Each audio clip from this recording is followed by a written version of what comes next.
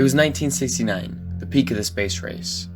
America had just launched a handful of astronauts into outer space and propelled them towards their destination, the moon. Even though the craft had some bumps along the way, the astronauts landed on the moon while Neil Armstrong uttered these famous words.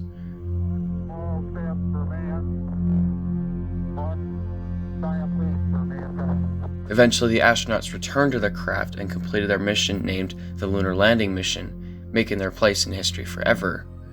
This, however, was only the beginning of NASA's success in space technology. They were still a long ways away from making space travel reliable and safe, and this is something that sorely needed to be done. The human race has come a long ways when it comes to their shuttle technology. Take this footage from the 2010 Hubble shuttle launch as an example, which displays the beauty and the power of launching a shuttle into space. As always, NASA is looking to improve their missions, procedures, and most notably their spacecraft. Going back to 1969, after NASA had accomplished its mission to land on the moon, they decided that it was time to use a new type of craft. The project, initially called Enterprise, was tasked with the responsibility of paving the way to create a reusable spacecraft, one that could be launched into space, landed, and reused for a different mission. However, it was a monumental task that required a lot of resources, intelligence, time, and money.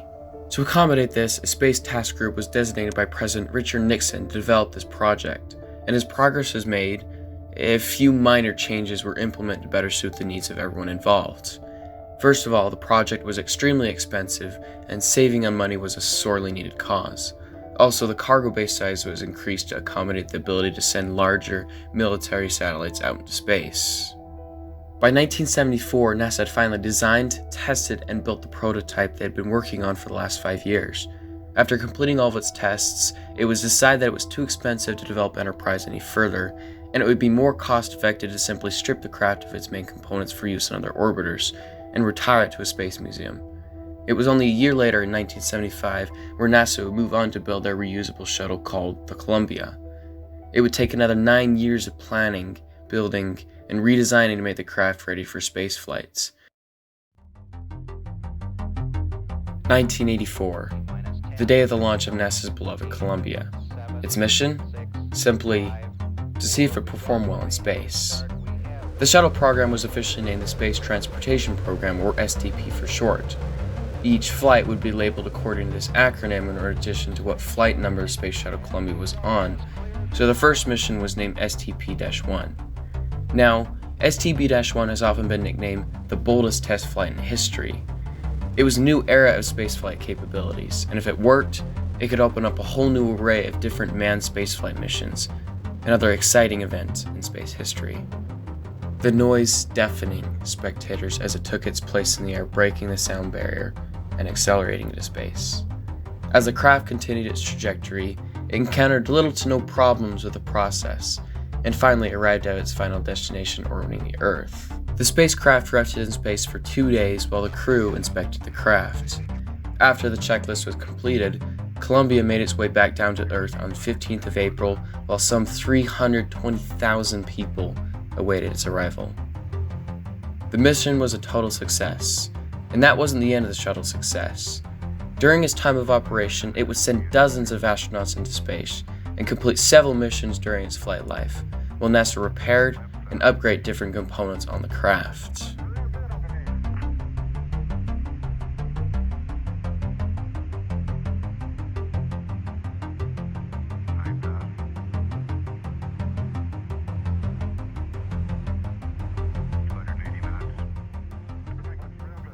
January 16th, 2003, 10:38 a.m.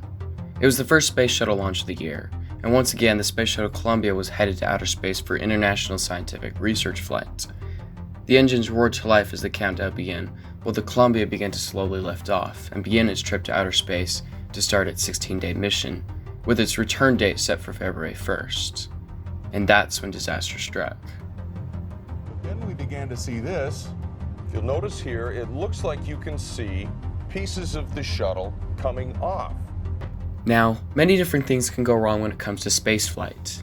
A cramped, airtight capsule launched with immense power into space, where it settles orbiting around the Earth, traveling thousands of miles per hour, where even the tiniest piece of debris hitting the craft can kill the lives of every member on board. After housing each of the astronauts for its mission duration, it is then meant to travel back into Earth's atmosphere, this time having to withstand the extreme heat that is caused by friction with the Earth's atmosphere. This is the point where Space Shuttle Columbia went wrong. The shuttle was going through the process of re-entry through the Earth's atmosphere, where signs of trouble began to present themselves while traveling at 23 times the speed of sound. What appears to be multiple pieces of the shuttle.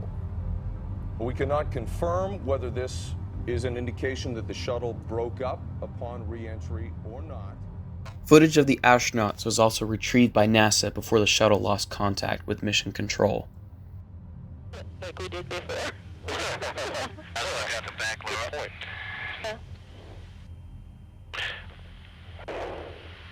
Oh, I can see you in your mirror. Not yet? Yeah, now I can. As the shuttle progressed through Earth's atmosphere, it began to break apart into pieces before crash landing in Texas. The shuttle was lost, and the crew perished along with it. Where's it over right now, Dad? There were a lot of things that were accomplished because of the shuttle Columbia, and there were many barriers that were crossed besides, of course, physically breaking the speed barrier. Because of the innovation and brilliance of the team working on the project, the first barrier that was broken was designing and creating the shuttle in the first place. Given that it was new technology, it was a difficult task, requiring advancing a lot of new technology to make the craft at least partially reusable. That technology has carried in today's world, in the form of a recent company called SpaceX. The founder of SpaceX, Elon Musk, uses this same idea of a reusable spacecraft that originated from the Columbia project to build his reusable spaceships. Even though the crash was an awful event, there were still a lot of positives that came out of it. It was also noted that with each Columbia mission, NASA became more and more confident in the capabilities of the shuttle. Since the craft wasn't fully reusable, NASA was supposed to replace parts and make repairs and upgrades. However, to cut back on costs, some of these repairs were overlooked or neglected entirely. Ultimately, this was the reason that the American people used to blame NASA for the destruction of the craft. An investigation board determined that a large piece of foam fell from the shuttle's external tank and breached the spacecraft wing. This problem with the foam had been known for years, and NASA came under intense scrutiny in Congress and the media for allowing the situation to continue. The explosion directly caused the retirement of the space shuttle fleet in 2011, and measures were placed forward to prevent an event like this from happening again. For example, NASA looked to form-fitting seats used in professional race cars, which provide an even support to every part of the body, offering extreme cushioning and shock absorption during a crash. In addition, the suits were also redesigned to protect against sudden depressurization of the cabin. These changes were all planned so they could be put into future missions. Yet Gohmert stated, "I caution against saying that any one of the things we've corrected would have protected against the outcome. However, we examined all the lethal events that occurred in Columbia and addressed each of them in Orion. We're doing a whole lot of things to make it safer, and everything we've learned from the shuttle accidents, from Russian space accidents, automobile accidents, we've taken lessons from them all and tried to incorporate them into Orion." This statement here shows the last gift that Columbia gave to the space shuttle program. Even with all of its successful missions and changes, this is the most important aspect that was provided to aid in the protection of her fellow astronauts, as well as future ones. The legacy that the Space Shuttle Columbia left was humongous. The innovation and technology advancement that came as a result of the program has left an impact on the entire world. It has encouraged each one of the other countries to create programs of their own, and has allowed humanity to reach further and deeper into space. It has changed the way we view space travel, and has made the journey much safer for all future astronauts. Space Shuttle Columbia was a huge part of our history, and has impacted us in many ways.